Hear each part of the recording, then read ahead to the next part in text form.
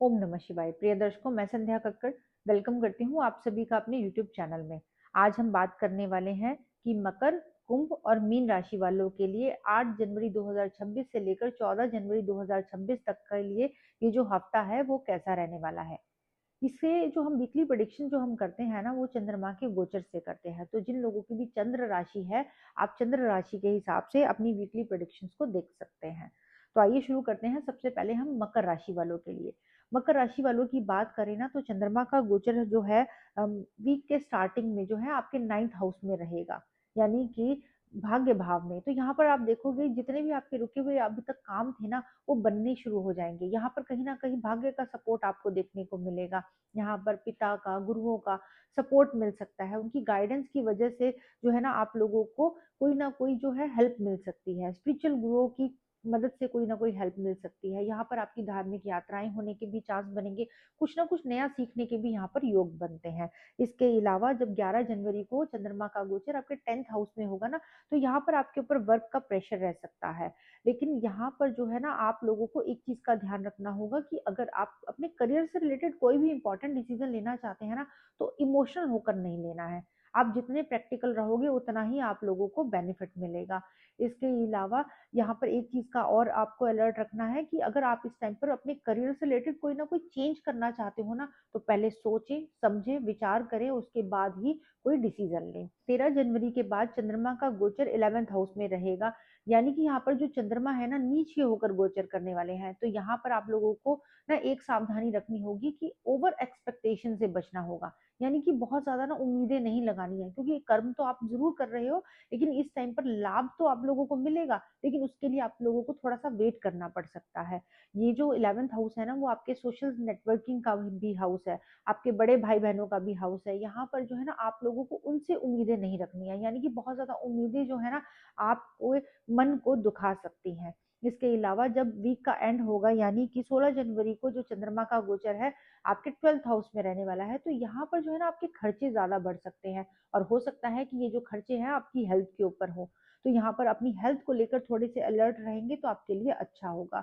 ये जो भाव है ना, वो खर्चों का भाव भी है और नींद का भाव भी है। तो यहाँ पर जो है कहीं ना कहीं आपकी नींद के डिस्टर्ब होने के चांस बनते हैं। आप ओवर थिंकिंग कर सकते हो, ओवर स्ट्रेस में रह सकते हो। तो कोशिश करें इस टाइम पर ना, मेडिटेशन जरूर करें, अपने ऊपर टाइम थोड़ा सा ज्यादा दें। जितना आप आइसोलेट रहोगे, जितनी आप अपनी पॉजिटिव थिंकिंग रखोगे ना, उतना ही ये वीक आप लोगों को पॉजिटिव रिजल्ट देके जाएगा।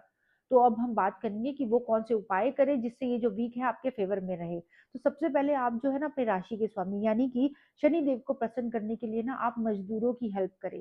पीपल के पेड़ में जल दें, ज्यादा से ज्यादा पीपल के पेड़ लगाएं, बेजुबान जानवरों की सेवा करें और शिव सहस्त्र नाम का पाठ करें।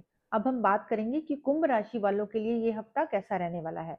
कुंभ राशि वालों की बात करें ना, तो वीक के स्टार्टिंग में ही जो है चंद्रमा का गोचर आपके 8th हाउस में रहेगा, यानी कि कन्या राशि में।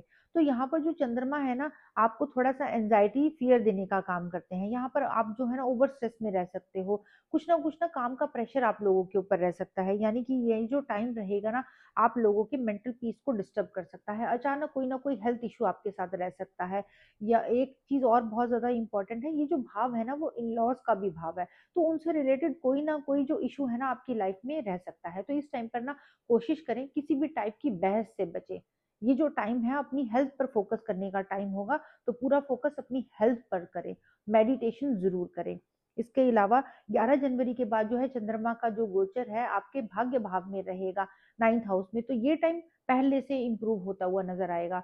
यहाँ आप देखोगे कि जो आपका भाग्य आपको सपोर्ट करना शुरू करेगा। आपकी इस टाइम पर धार्मिक यात्राएं हो सकती हैं, आध्यात्म में आपकी जो रुचि जो है ना, काफी ज्यादा हो सकती है। कुछ नया सीखने का भी आपको इस टाइम पर मौका मिल सकता है।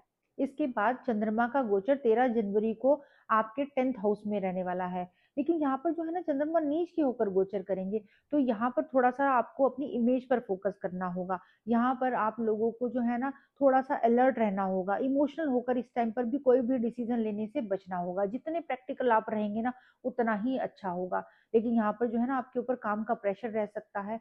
आप लोगों के ऊपर जो कोई ना कोई नई रिस्पॉन्सिबिलिटी आपके ऊपर आ सकती है। तो इस चीज को ना पॉजिटिव वे में लेंगे और पॉजिटिव तरीके से उसको झेलेंगे ना, तो आप लोगों के लिए बहुत अच्छा होगा। इसके जो बाद है 16 जनवरी के बाद जो है चंद्रमा का गोचर 11वें भाव में रहने वाला है। तो ये टाइम आप लोगों के लिए सपोर्टिव रह सकता है। नेटवर्किंग से आपको बेनिफिट हो सकते हैं, सोशल नेटवर्क से आपको बेनिफिट हो सकते हैं, बड़े भाई बहनों के साथ अच्छे कनेक्शन रह सकते हैं। ये जो भाव है ना, इच्छा पूर्ति का भाव भी है, तो कोई ना कोई पुरानी इच्छा जो है ना आपकी, जो बहुत टाइम से थी, उसके पूरे होने के भी यहाँ पर योग बनते हैं। तो ये आप देखोगे कि वीक की जो स्टार्टिंग है ना, वो थोड़ी हैवी हो सकती है, भारी रह सकती है, लेकिन धीरे धीरे जो है ना आपको भाग्य का सपोर्ट भी मिलेगा, करियर में भी इंप्रूवमेंट होगी और इच्छा पूर्ति भी होगी।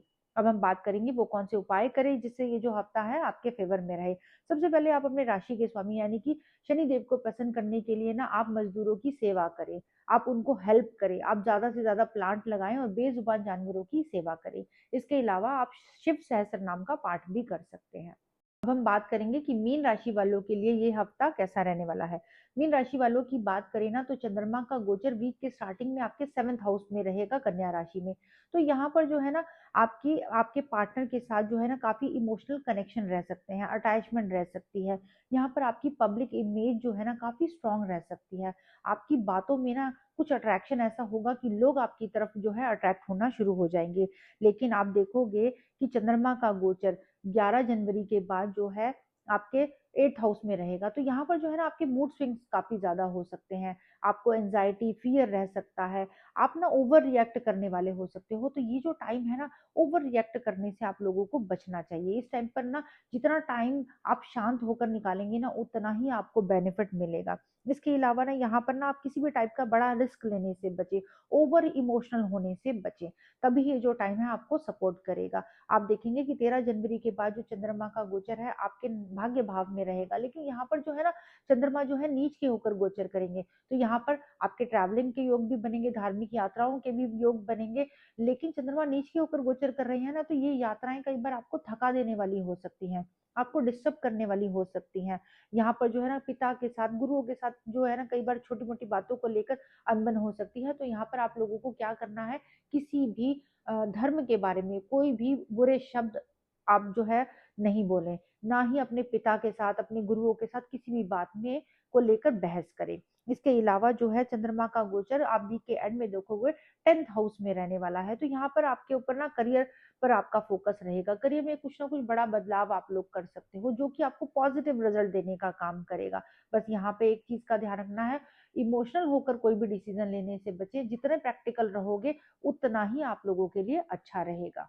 अब हम बात करेंगे कि वो कौन से उपाय करें जिससे ये जो हफ्ता है आपके फेवर में रहे। सबसे पहले तो आप अपने राशि के स्वामी यानी कि बृहस्पति देव को सही रखने के लिए ना कोशिश कीजिए, आप जो है केले के पेड़ की सेवा कीजिए, आप पीपल के पेड़ में जल दीजिए, आप अपने माथे, नाभि, जुबान पर रेगुलर बेस पर केसर का तिलक लगाएं, आप शिव सहस्त्र नाम का पाठ करें। इसके अलावा आप जो है सूर्य आराधना कर सकते हैं, बेजुबान जानवरों की सेवा भी कर सकते हैं। तो आशा करते हैं ये जो हफ्ता है आप लोगों के लिए बहुत सारी खुशियां और कामयाबी लेकर आएगा। ओम नमः शिवाय।